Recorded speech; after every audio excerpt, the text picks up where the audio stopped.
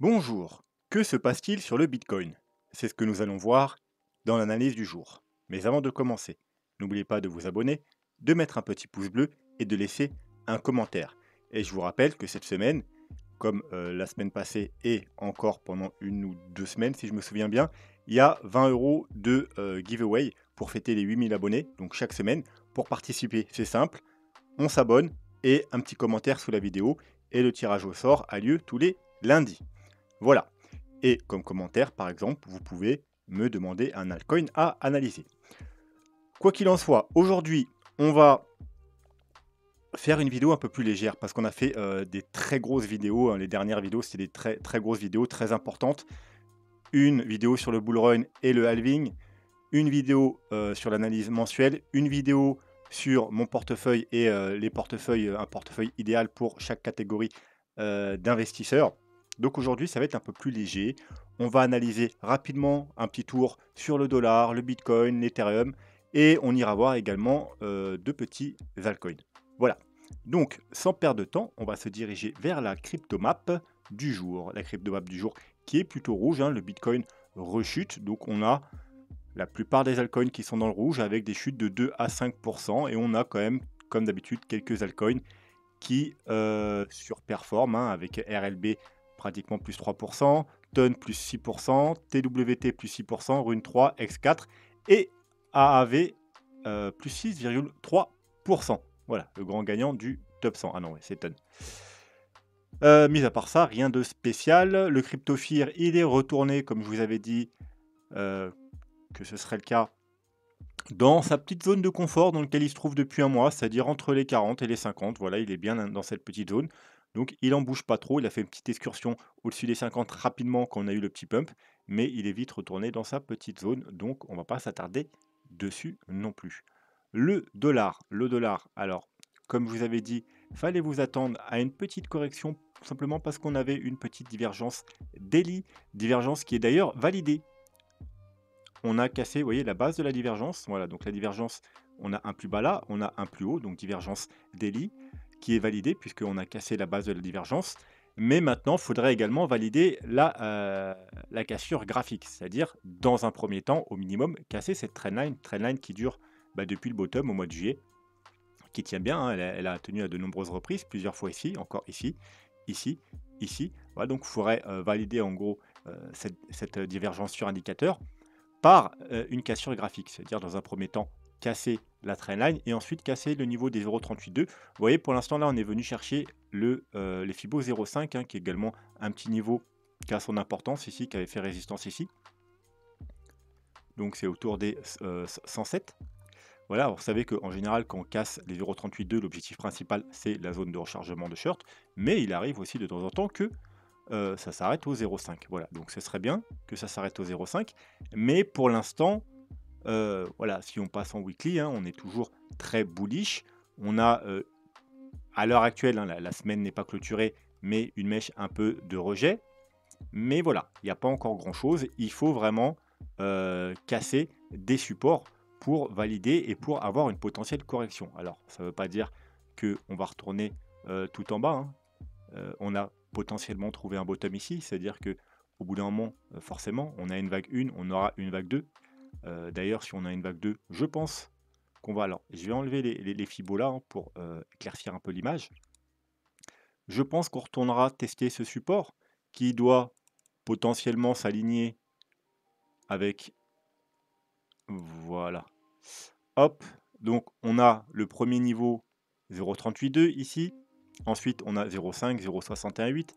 Donc, la vague 2, en général, on la retrouve 80% du temps dans cette zone. On va se mettre en vert parce que c'est pas une zone de vente. Voilà. Et qui également se trouve hein, voilà, aux alentours de ce gros support, anciennement résistance, qui est maintenant un support. Donc, faudra voir. Il y aura probablement un rebond sur ces niveaux. Par contre, si on casse, on recasse ce niveau, eh bien, là, par contre, c'était peut-être juste une correction, effectivement, haussière. Et on va peut-être aller faire des nouveaux plus bas. Hein. La correction est peut-être terminée. Après, il faudrait voir en daily, mais Ça n'a pas l'air d'être une correction en 3 vagues, donc il est possible également que même si on corrige là à partir de maintenant, ce soit juste une partie de la correction, hein. Une vague A, hein, on peut faire une vague B ici, et ensuite une vague C pour aller rechercher la zone de rechargement de short et terminer ce mouvement correctif avant d'aller plus bas. Bien évidemment, nous c'est ce qu'on veut, hein. Vraiment on veut que, enfin, du moins ceux qui veulent un Bitcoin haussier, ne veulent pas qu'on ait trouvé un bottom ici et que là on soit dans une reprise de tendance haussière et qu'on aille faire des nouveaux plus hauts. Parce que ça nous annoncerait une tendance haussière long terme pour le dollar, c'est-à-dire plusieurs mois, peut-être même plusieurs années, enfin un an, etc. Peut-être pas plusieurs années, mais au moins une année ou deux. Et c'est bien entendu ce qu'on ne veut pas. Puisque si on a un dollar haussier long terme, on aura un Bitcoin baissier long terme. 80% de chances que ça arrive, puisque pour l'instant, jusqu'à preuve du contraire, depuis que le Bitcoin existe, il y a 100% de probabilité que on ait un Bitcoin baissier sur du long terme si on a un dollar haussier. Voilà. Donc, 3 possibilités. On a trouvé un bottom ici, et là, bah, ça fait vraiment pas nos affaires. Deuxième possibilité, on est dans une correction de ce mouvement-là, donc soit la correction va bientôt finir et ensuite on va repartir à la baisse, ou soit la correction se fera en ABC ou WXY, mais bon, c'est à peu près la même chose. Là, je vois plus une ABC, mais donc une A qui est potentiellement finie, ou alors qui va aller un peu plus haut, une B qui viendra potentiellement dans cette zone, et ensuite une C, probablement pour aller rechercher la zone de rechargement de short, et seulement après, on aura la correction qui continue et on pourra enfin respirer et avoir un Bitcoin qui repart à la hausse. Voilà, donc on continuera à surveiller ça attentivement. À court terme, ce serait bien effectivement que là, à partir des 0,50, on ait déjà une petite correction. Ça laisserait le Bitcoin respirer un petit peu. Le Bitcoin, alors on va passer en 4 heures. Qu'est-ce qu'on a eu? Alors si je ne mets pas le graphique, voilà. Donc on a fait une trendline baissière qu'on a cassée à la hausse. On est venu rechercher la zone de rechargement de short du dernier gros mouvement baissier. On est venu retester un peu ce niveau, vous voyez, hein, ce niveau intermédiaire de support, ce gros niveau-là, cette zone-là, hop, les fichiers, voilà, en gros, cette zone-là, voilà. On a rebondi, et de là, on est parti chercher quoi? Bah, tout simplement, hein, sans surprise, la zone de rechargement de short de ce mouvement baissier, hein. On a un premier mouvement baissier, on vient rechercher la zone de rechargement de short, au gros rejet. Du coup, qu'est-ce que j'ai fait? J'ai clôturé mon trade sur l'Ethereum. Oui, parce que ça trade, hein, le trade sur l'Ethereum et sur le Bitcoin à long terme, je les ai pris là. Mais la plateforme que je trade en ce moment, Kraken, les frais, ils sont plutôt pas mal les frais. Donc, vu que ça fait déjà pratiquement un mois et que ça peut traîner encore longtemps, j'ai décidé sur le rebond de clôturer mon trade sur l'Ethereum. J'ai toujours le trade sur le Bitcoin long terme. Et j'ai également pris un short sur le Bitcoin, vu que non seulement on est venu retaper la zone de rechargement de short, mais également les 28K. Vous savez que les 28K, voilà, c'est un gros niveau. Et vu que j'avais pas pris de short ici, j'ai décidé de le prendre ici. Du coup, voilà. Les trades, donc il me reste toujours mon long, hein, sur le Bitcoin à 25 167, hein, donc celui que j'ai pris bah, ici, 25 167, vous voyez, donc au bottom, hein, comme d'hab. Et là, le short que j'ai pris, du coup, là, 28 027 dollars le short, voilà. Donc, c'est les deux trades qu'il me reste actuellement. C'est plus un short de couverture, hein, justement, pour protéger un peu mon long, puisque sur le long, j'ai juste pris ici, quand on est venu chercher la zone de rechargement de short, un TP de sécurité. Donc, c'était vraiment un petit TP pour payer les frais, hein. C'était clairement un TP pour payer les frais, hein, donc 10%. Pourquoi? Parce que c'est un trade long terme. Voilà, c'était au cas où on avait trouvé un bottom ici. Et donc, bah, c'est pour protéger. Je prends un short, comme ça, si vraiment on doit repartir à la baisse, eh bien, vu que j'ai pas pris de profit là, eh ben, j'aurais pas tout perdu. Je prendrai des profits bah, sur la descente, enfin, quand on sera revenu tout en bas. Et comme en gros, comme mon long sera annulé, vu que j'ai mon stop au point d'entrée, hein, à break-even, eh ben, je prendrai des profits. Voilà, des gros profits, très gros profits. Et puis, je laisserai un petit peu au cas où on va beaucoup plus bas. Mais voilà, ça, c'est une autre histoire. On n'y est pas encore pour le moment. Voilà, sinon rien de spécial. On va quand même aller jeter un coup d'œil aux indicateurs daily, quand même, pour voir s'il y a un peu de changement. On va enlever le graphique pour y voir plus clair. Et on va juste aller jeter un coup d'œil aux moyennes mobiles et à Ishimoku, on va pas faire 10 indicateurs aujourd'hui. Donc là, c'est les moyennes mobiles exponentielles, hein, toutes les moyennes mobiles exponentielles. Donc on a réussi à repasser toutes les moyennes mobiles exponentielles. Et là, on est en support sur la moyenne mobile 100. Alors moyenne mobile 100 qui fait fracasser, enfin qui s'est fait taper une fois, deux fois, trois fois, quatrième fois. Voilà, plus on va la taper, moins elle va jouer son rôle de résistance. Et si ça continue, si on rebondit pas très vite et qu'on s'en éloigne pas, on va finir par la casser. Alors juste en dessous, effectivement, on a déjà, vous voyez, c'est un petit support ici, et on a toutes les moyennes mobiles qui sont cumulées là. Donc on a la moyenne mobile 200, la plus forte, la 50 et la 21. Donc il y a un gros support vers les 27 000 $. C'est également le point de départ, vous voyez, de ce rebond, hein. Hop, on a eu un premier rebond, on a consolidé un deuxième rebond. Donc pourquoi pas pullback. Bon, par contre, si on casse ce niveau, voilà, faudra s'attendre à une chute, hein, parce que déjà on sera en dessous de toutes les moyennes mobiles, donc très bearish. Mais également, voilà, on sera en dessous de ce niveau. On n'est pas censé de repasser en dessous de ce niveau, vu que là on a un rebond, on consolide, pullback oui, mais si on recasse, alors on fait out oui, un petit fake out rapide, mais si on commence à s'installer ou à chuter, pullback et repartir à la baisse, eh bien ce bas là ne tiendra pas. Je pense qu'on ira un peu plus bas. Et si on regarde les moyennes mobiles classiques, eh bien, on voit que ça nous raconte une autre histoire. Eh bien, là, voilà, on n'a pas la moyenne mobile 100 et 200 en support, mais on les a en résistance, hein. C'est le fameux niveau des 28 200 $, hein, qu'il faut casser pour repasser bullish. Alors, voilà, ça ne dépend pas que seulement des moyennes mobiles, hein. Il y a énormément d'autres indicateurs qui nous donnent une forte résistance vers les 28 000 $. Mais c'est vraiment la zone de rechargement de short. Donc il faut vraiment s'extraire des 28 000 $, hein. Ça fait quoi? Plus d'un mois qu'on parle. Il y a déjà une vidéo. C'était où? Voilà, déjà là, hein, il y a 2 semaines, et puis on en parlait bien avant, hein. Voilà, 28K mur à abattre. Et bien, on n'a toujours pas, Hulk, il n'a pas fait son boulot. On n'a toujours pas abattu le mur des 28K. Et voilà, il faut vraiment casser ce niveau pour espérer aller plus haut. Voilà. Et pour l'instant, on est toujours bloqué par ce niveau. Et sur Ishimoku, on va voir, c'est un peu la même histoire. On s'est fait encore une fois de plus rejeter par le haut du nuage. Alors du coup là, il chute, hein, il est plus qu'à 27 500 au prochain rebond. On est pareil que la moyenne mobile 100 sur un petit support.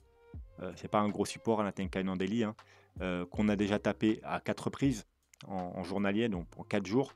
Encore une fois, si on la retape, elle cédera sûrement. Ensuite, on a la Kijun aux 26 700 $. Et ensuite, on a vers les 26 000 $, au niveau du dernier bottom, le bas du nuage et le plat de la Kijun ici. Mais voilà, quoi, c'est pas un très gros support.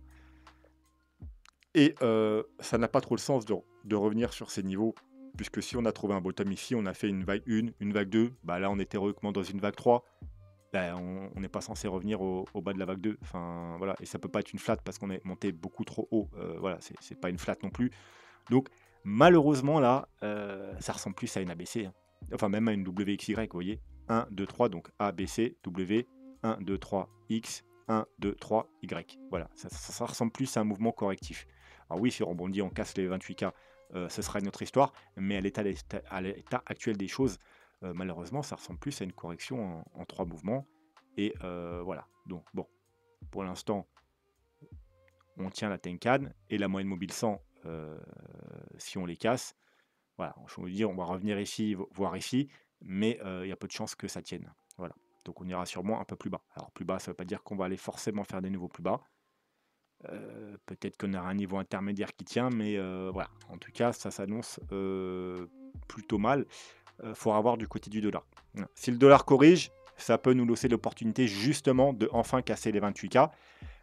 Si le dollar décide de non, il va pas corriger, il vient par exemple sur la petite trendline et puis qu'il nous refait un plus haut, il y a des chances que le Bitcoin lui reparte à la baisse. Voilà. Ethereum. Bon, en fait, rien de spécial. Je sais pas pourquoi je suis parti sur l'Ethereum. C'est juste parce que j'avais le graphique ouvert. Parce qu'en fait, cet après-midi, quand j'étais au boulot, c'est là que j'ai pris le trade. En fait, quand j'étais au travail, ouais. Les petites journées, le mercredi, jeudi, ça me laisse un peu le temps d'être sur mon téléphone. Je savais pas encore si j'allais prendre un long ou un short. Et j'attendais qu'on recasse, vous voyez, il y a mon alarme d'ailleurs, qu'on recasse la trendline baissière ici et le petit niveau, un petit niveau assez important ici, la petite ligne bleue qui a fait support, support, support, support, résistance, résistance, résistance, résistance, support, support, support. Du coup, résistance, résistance. Donc, je me suis dit que si jamais, vu que c'était à peu près là, vous voyez là, on était à peu près ici.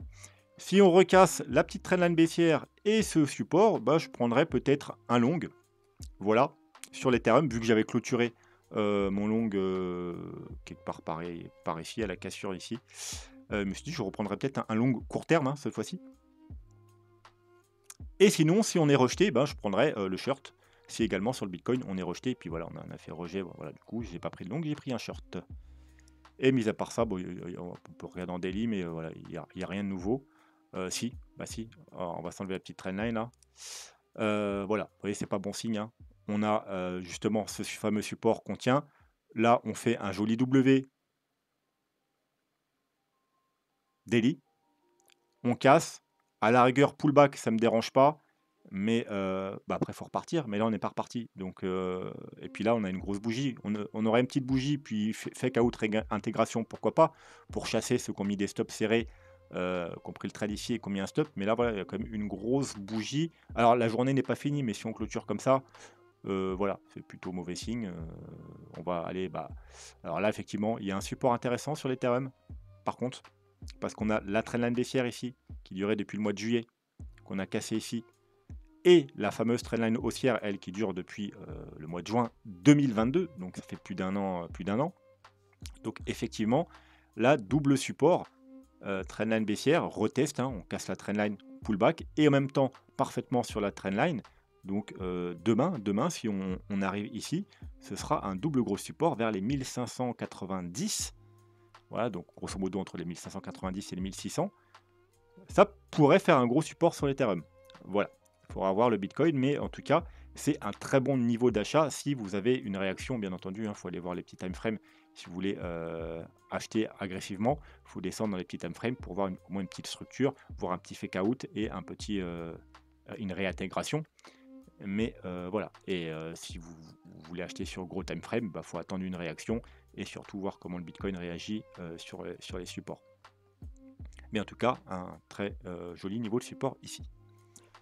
Alors les altcoins du jour, j'ai deux petits altcoins, j'en ai un gros altcoin, bien connu, et il y en aura un deuxième moins connu que je ne connaissais pas. Je vais essayer de faire ça un peu plus souvent. Un gros altcoin, vous voyez, et un petit altcoin moins connu. Donc Avax. Avax, ça fait longtemps, je crois qu'on ne l'a pas analysé, Avax. On l'analysait souvent lors du précédent bull run. D'ailleurs, on avait nos targets là, parce que c'était, je vous l'avais dit, j'adorais. Il était très propre. Une vague 1, une vague 2, une vague 3, une vague 4, une vague 5. On avait fait tout simplement, comme d'habitude, prolongation. Hop, tac, tac, tac. 1,61,8, 2,61,8. Et puis voilà, et on avait pris nos profits ici. C'était très bien. Et puis en plus, on a eu pas mal de temps, du mois de novembre jusqu'au dernier retest, mois de mars, pour prendre au moins, pour revendre au moins à 100 $. Et puis, peu de temps après, je me rappelle, je vous avais dit, si jamais vous avez loupé cette opportunité, eh bien, attendez qu'on casse ce niveau, parce que vous voyez là, il y a un gros niveau de support quand même, résistance, support, support, support, support, parce qu'on pourrait rebondir, et on ne sait jamais, repartir à la hausse. Mais par contre, si on casse ce double support, parce que c'est trendline plus support horizontal, là, voilà, là, ça sera le moment, si vous avez loupé la sortie ici, de sortir. Parce qu'on risque de potentiellement ravaler tout ce mouvement. Et voilà, et retourner entre les 15 et les 10. Et ben voilà, c'est exactement ce qui s'est passé. On est retourné du coup vers les 10 $. Donc, maintenant, qu'est-ce qu'on a? On a une trendline ici, une première trendline, avec ce point de contact, 2, 3, 4 points de contact. On a un niveau, je vais le mettre un peu plus épais, voilà, un niveau intéressant ici, qui a fait support, on est en weekly, donc à de nombreuses semaines, puis encore de très nombreuses semaines ici, on l'a cassé, on l'a repris, et après il fait encore un nouveau support pendant plusieurs mois même, on le casse, il fait résistance, hop, on vient tester ce niveau-là, qui est extrêmement important, vous voyez, qui a fait support ici, qui a fait support pareil, 4 ou 5 semaines, encore au moins un mois ici, café support 2 fois ici, on revient tester, rebond, le rebond nous ramène tester, donc maintenant ancien support qui devient résistance. On revient sur le support, 1, 2, 3 semaines, finalement il casse et là pullback. Voilà, donc deux possibilités, soit, puisque ancien support, alors je vous rappelle, c'est un support qui date depuis, du coup, qui a pris naissance le 11 janvier 2021. Donc ça va pratiquement à 2-3 mois, 2 ans. 3-4 mois, octobre, novembre, décembre, janvier. Voilà, 3 mois, ça va faire 2 ans. Donc il a supporté le prix pendant 2 ans. Donc grosse résistance. Après, vu qu'on vient juste de le casser, c'est toujours plus facile de réintégrer une grosse résistance qu'on vient de la casser. Donc là, soit c'est un fake out, on va réintégrer et c'est extrêmement bullish. Si, bien entendu, hein, en weekly, on réintègre en weekly avec clôture de bougie et bougie de confirmation. Hein, parce qu'on pourrait faire un fake out aussi. Ou soit là, on est juste dans un pullback et puis on va repartir à la baisse. Voilà, tout simplement. Et ensuite, les prochains niveaux, bah, on aura ce niveau-là et puis ce niveau-là. Hein. Si on se met un Fibo, hop, un gros Fibo, on va le mettre en logarithmique, sinon ça veut rien dire. Voilà, alors là, vous voyez, on était sur les 0,5. Le gros support, la ligne blanche, elle correspond en même temps au 0,5. C'est pour ça que ça a tenu ici, voilà, 0,5.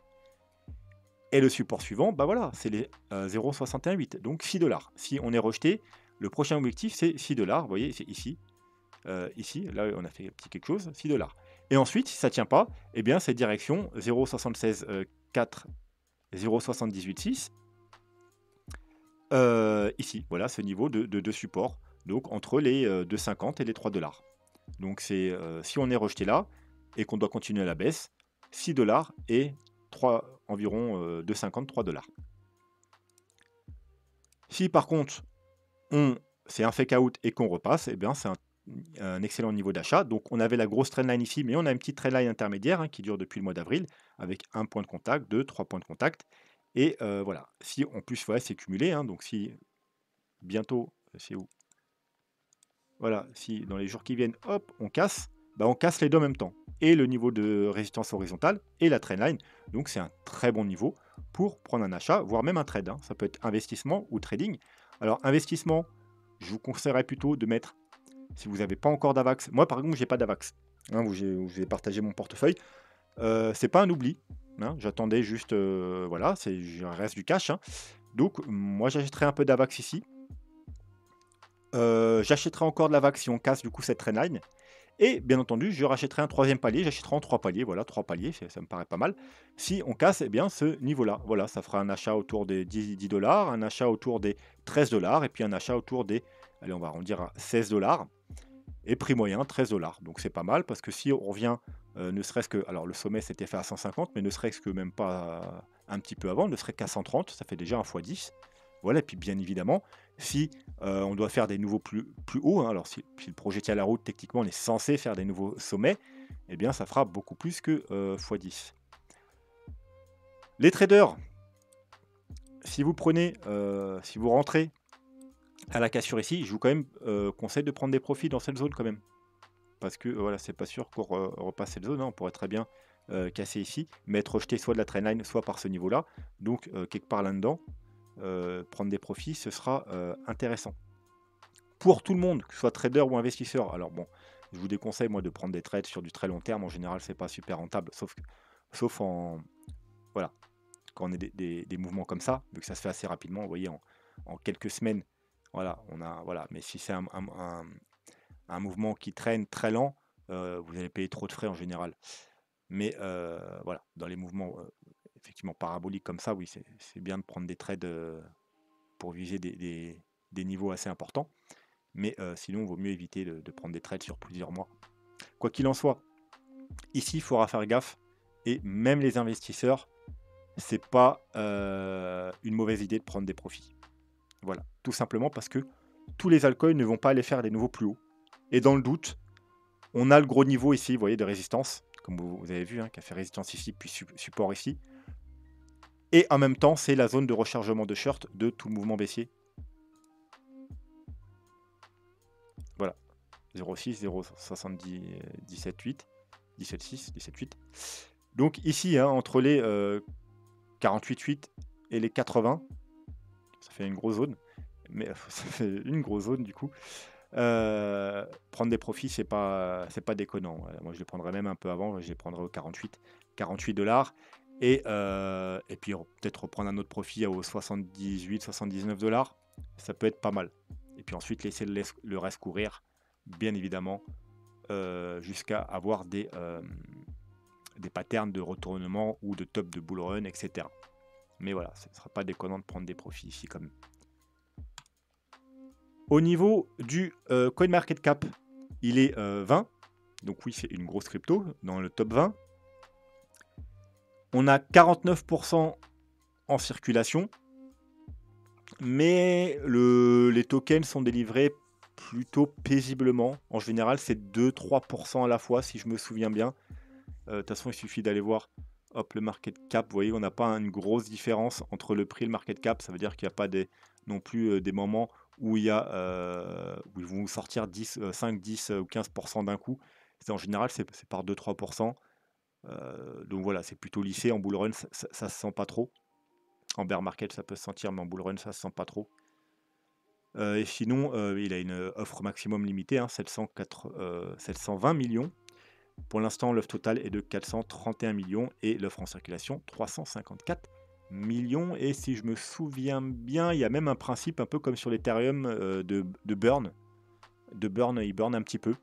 C'est pas grand chose, je crois, mais bon, il burn un petit peu. Donc voilà, sur le long terme, ça peut être pas mal aussi. Et voilà, après, c'est un projet fiable, intéressant. Je vous laisse aller faire vos recherches.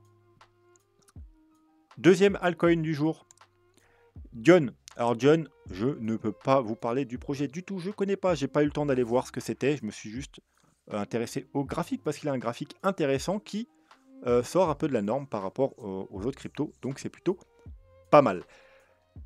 John, on va aller avant tout voir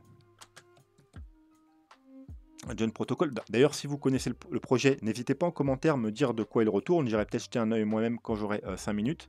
Mais alors vous voyez que là, aujourd'hui, il a pris assez cher. Hein. Mais voilà, c'est juste aujourd'hui, vous inquiétez pas. Alors, il est 634 au classement. Donc forcément, il a une marge de progression énorme si c'est un bon projet. Offre max, donc il a une offre limitée. 10 milliards, donc 10 milliards. Offre totale, 9 millions 89. Et offre circulation, 9 millions 500 000. 9 milliards 500 millions. Et donc, on a déjà 95% de l'offre en circulation. Et ça, c'est pas mal. Et on va aller voir le market cap. Oh, vous voyez qu'ils ont tout sorti d'un coup, là. Bim. J'ai envie de bien... Tac, tac, tac. Bref. Donc bah, ça, c'est pas mal. Hein. Du coup, on est tranquille, hein, vu qu'ils sont quasiment tous arrivés maintenant. Donc, bah, de ce côté-là, vous n'avez pas à vous prendre la tête sur la tokenomique, vu qu'il y a 95% déjà en circulation, il n'y en aura pas beaucoup plus qui vont arriver sur le marché. Il est disponible sur quelques plateformes. Hein. Bon, Uniswap normal, Getio, Mex et SuperX que je connais pas.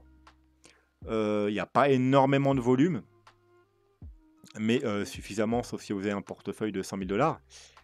Et ça nous laisse la possibilité que si c'est un projet qui se développe, qu'il soit listé sur des plateformes plus importantes et à ce moment-là, en général, vous savez qu'il y a un gros pump. Hein, s'il est listé sur Coinbase, sur Kraken, sur KuCoin, sur Binance, il y a souvent des gros pumps. Donc, ça nous laisse également cette possibilité. Et niveau graphique, eh bien, bah, il a un joli graphique, hein, parce qu'il a été lancé en septembre 2022. Et puis, il a eu une première phase haussière en 3 temps. Une correction, donc je pense que c'est une vague 1, une vague 2. On va se mettre peut-être le RSI. Oh, on est déjà le RSI. Une vague 1, une vague 2, là une vague 3 en 1, 2, 3, 4, 5 avec une divergence sur la vague 5. Avec là, on a voilà, une pattern de distribution qui s'est mise sur le RSI, vous voyez, avec 3 épaules, tête, épaule. Et de là, il y a deux possibilités. Soit on a fait une vague 4 et une vague 5 tronquée. Je suis pas trop dans cette possibilité. Pourquoi? Parce que déjà, on a 1, 2, 3. Donc une vague 5 se fait pas en 3 mouvements, se fait en 5. Et deuxièmement, vu quand même la jolie 3 qu'on a ici, je vois pas pourquoi on aurait une 5 tronquée. Donc je pars plutôt sur une flat. Puisque si on prend un retracement, on est venu chercher pile poil les 0,90, donc flat parfaite. Et puis 3, ouais, donc 1, 2, 3. 1, 2, 3, c'est une flat et il nous manque 1, 2, 3, 4, 5. Parce que la vague C en flat, elle se fait en 5 mouvements, comme vous savez. 1, 2, 3. Donc ça, c'est notre flat. On va mettre en orange. Et puis on veut voir 5 mouvements baissiers. Donc probablement 1, 2, quelque chose. Bon, bref. 3, 4 et 5 pour finir la flat. Voilà. Donc bon, vous avez vu, je vais quand même l'enlever pour voilà, garder l'écran propre. Et en plus, voilà, donc là, 5 qui est déjà entamé. Et vous voyez que si ça se passe bien, pour l'instant, on a une divergence. Là, on fait un plus haut, alors que là, on fait un plus bas. Alors attention, si on chute fortement, la divergence va être annulée. Mais si on va rechercher ici, parce que vu qu'on est dans une vague 4, eh bien l'objectif principal, vous savez, c'est tout simplement les 0,382. Voilà, 0,382, donc objectif principal pour une vague 4. Eh bien ça veut dire qu'on n'irait pas beaucoup plus bas et que du coup, on garderait la divergence. Donc on aurait bien notre 1, 2, 3, 4, 5 avec la divergence sur la vague 5. On serait sur les 0,382. On serait, vous voyez, sur également, on va l'enlever maintenant ça. Vous voyez là, ça a fait voilà, résistance, résistance. Donc c'est un petit niveau également intéressant. Donc potentiellement, la correction peut se finir ici. Et ensuite partir pour une vague 5. On pourrait également aller un peu plus bas, effectivement, aller chercher les 0,5. Et ça correspondrait, vous voyez, au support ici. Voilà, au sommet de la vague 1. Alors techniquement, on n'est pas censé manger le sommet de la vague 1, mais si on va pile dessus, avec une mèche, hein, tant qu'on n'a pas de clôture de bougie, c'est juste une mèche qui touche une mèche, en général, c'est pas très grave. Donc on pourrait aller là où ça arrêtait un petit peu avant, mais on pourrait aller également à ce niveau. Voilà. Mais dans ce cas-là, j'ai peur qu'il n'y ait plus la divergence. On a également une jolie trendline sur le RSI. Donc du coup, si on devait venir là, et puis ensuite, par exemple, rebondir, eh bien, la validation, ce serait la cassure de cette redline, parce qu'elle dure quand même depuis le mois d'avril, hein, donc ça fait plus de 6 mois. Donc ce serait également une belle confirmation, surtout si on a la divergence. Et puis, si on a toujours la divergence et qu'on casse la trendline, et puis qu'on casse ce niveau-là, puisque c'est la base de la divergence, eh bien, ce serait un bon moment pour entrer à l'achat. Les targets, parce que du coup, alors j'ai mis une target potentielle parce qu'on n'a pas encore le bas du mouvement, mais j'ai mis comme si on allait s'arrêter au 0,382. Voilà, pour moi, c'est une belle target. Donc, si on s'arrête là, eh ben, j'ai fait la projection de la vague 5 et la vague 5 devrait nous mener. Alors, c'est pareil hein, qu'il y avait sur Avax, qu'on avait fait sur Avax il y a 2 ans, ou sur tout un tas d'autres cryptos, tout simplement. Si je retrouve, je vais pas m'en sortir. Si, prolongation, on part du bas de la vague 2, du haut de la vague 3, au bas de la vague 4, donc au 0,382, et target principal 1,618, 2,618. Alors ça, c'est des targets raisonnables, classiques, bullish, raisonnables. Hein. On pourrait faire une vague 5 petite, tronquée. Bah, c'est pas favorisé, hein, vu qu'on a une belle vague 1, une belle vague 3. Je vois pas pourquoi on aurait une vague 5 tronquée, donc je pars pas sur une tronquée. Et je pars pas non plus sur du très bullish, ça veut dire 3,618 et 4,618, bien que c'est possible hein, d'avoir une forte 5. Je pars sur des targets bullish, mais raisonnables. Donc, target comprise entre 1 centime et 16 centimes, ce qui nous donnerait, à partir de ce niveau-là, du 600% et du 1000%. Donc c'est plutôt pas mal. Et ensuite, il faudrait s'attendre malheureusement à une correction. Donc, vu qu'il est un peu décalé, vous voyez, par rapport aux autres cryptos quand même, puisque là, de septembre 2022 jusqu'en avril 2022, il était bullish. Les autres cryptos étaient en bear market. Donc lui, il pourrait aller à contre-tendance. Pendant que les autres sont en gros bull run, lui pourrait corriger. Donc faut faire gaffe si vous êtes sur cette crypto. Je pense qu'il faut sortir ici, hein, les amis. Faut pas, si vous voyez qu'on est en plein bull run, se dire ah bon on est en bull run, donc elle va faire comme les autres, elle va continuer encore pendant 6 mois. Oubliez ça. Je vous conseille de prendre des profits quand on arrive ici, parce qu'on aura potentiellement fini son bull run, hein, on va dire, hein, ce sera une grosse vague 1 et ensuite on aura une grosse vague 2 qui va, probablement chuter fortement. Voilà, en tout cas moi, c'est ce que je ferai. Vous faites comme vous voulez, mais si je devais rentrer sur Dion, je sortirais une grosse partie, dans cette zone. Voilà, sur ce, eh bien, on va s'arrêter là pour aujourd'hui. Je pense que c'est déjà pas mal. N'hésitez pas à vous abonner si ce n'est pas déjà fait et à un commentaire pour profiter du giveaway. À me parler de Dion si vous connaissez le projet, ça m'intéresse et sinon je vous souhaite une bonne soirée et je vous dis à demain. Tchuss.